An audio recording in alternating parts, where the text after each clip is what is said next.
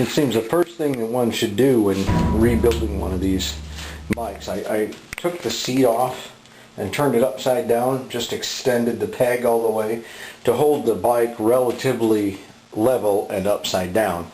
Now I'm not too worried about the handle grips because those are getting replaced as part of the kit. There's as you can see, there's the new ones here, and then there's the one with the throttle linkage on it.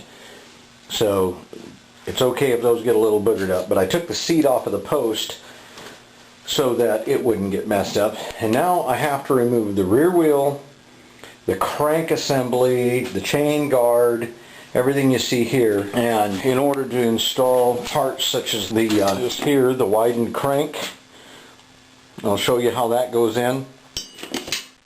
I've got a new front sprocket that fits with this crank.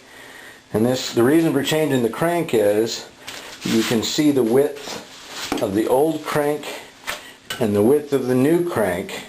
It's much wider. That's because the crank has to swing up by the motor, which is right here, and you can see the width of the crank compared to the motor. You can see how it'll miss the motor when you're pedaling the bicycle. The whole idea is to have a nice pedaling experience without conflicting with the motor. So I've got to add a sprocket to the back, and I've got to change out the crank and the sprocket in the front. It's a shame because that's a good looking sprocket. Take a close look at that. That's a pretty sprocket. Anyway, I'll show you a little more as I go along.